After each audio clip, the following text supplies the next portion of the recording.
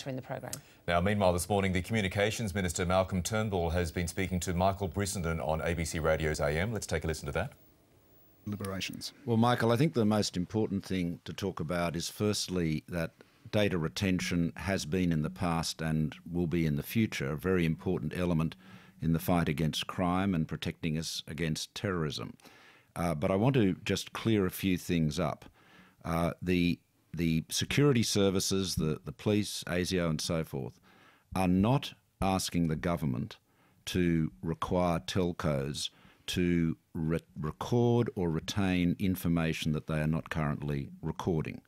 There has been some concern expressed that the government was proposing that telcos should retain for 2 years a record of the websites that you visit when you're online, whether that's expressed in the form of their domain names or their IP addresses. In other words, that there would be a requirement to keep a 2-year record of your web browsing or web surfing history. That is not the case. That is not the case.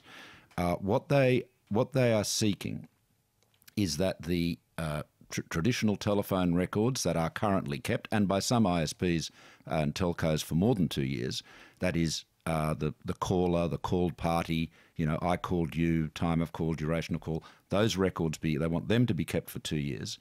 And they also want the IP address, which is the number that is assigned to your phone or your computer when you go online by your ISP so that you can be connected on the internet. And that is, of course, connected, that the ISP knows that IP address is connected to your account. That's recorded in their records. They want that information to be kept for 2 years. Now, that is, some ISPs keep that record for differing periods, but that is information that is already being kept, and it's clearly it's an essential part of an ISP's business. Well, why has this confusion reigned then? How did ministers sign off on this without really knowing the full detail, or at least without being able to explain it publicly?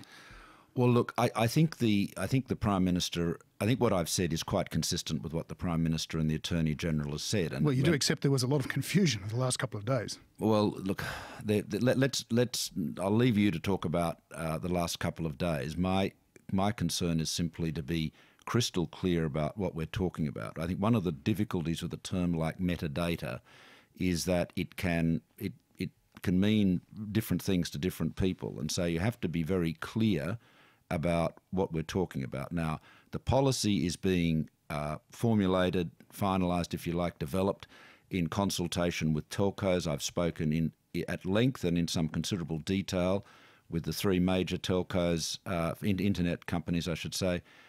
This week we've had a very good meeting last night, as is known, with the Attorney General and ASIO, the AFP and the Attorney Generals and the security agencies. So what I'm described to you is what the security agencies are seeking.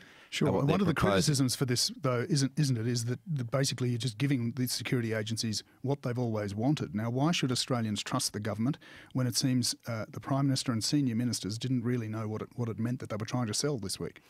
Well, I think the most important thing is that we, as we formulate this policy, we nail it down with in all specifics, great detail, and then there'll obviously be a debate, and the debate has a number of parameters. There are civil liberties issues, there are questions of the security of data that is being stored, there are questions of cost.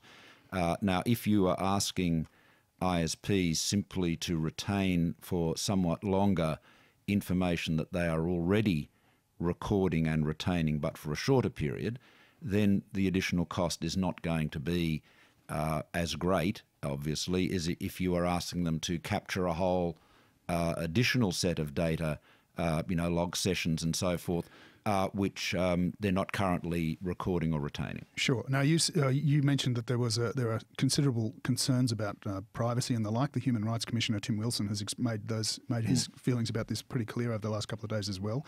In 2012, you had grave misgivings about the metadata plans proposed by the previous government. Now, what's different?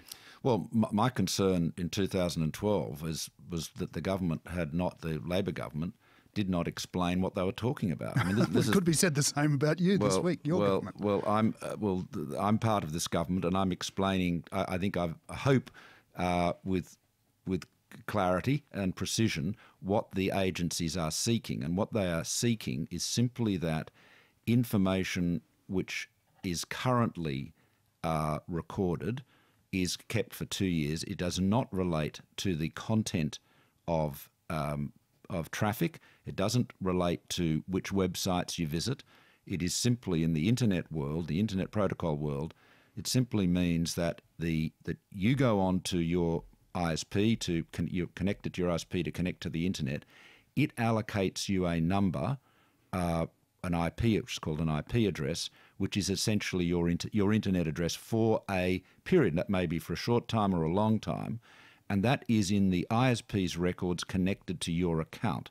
Now, the question is, how long is that kept? Now, the reason this is important is that if at some point it is identified that an IP address, which say belongs to Telstra, has been engaged in some activity on the net, the security people want to be able to go back to Telstra and say, IP address 1234, etc., who was the account that was linked to on the 4th of June 2013? Sure. And Telstra can then say, okay, that was, Michael Brissenden or Malcolm Turnbull.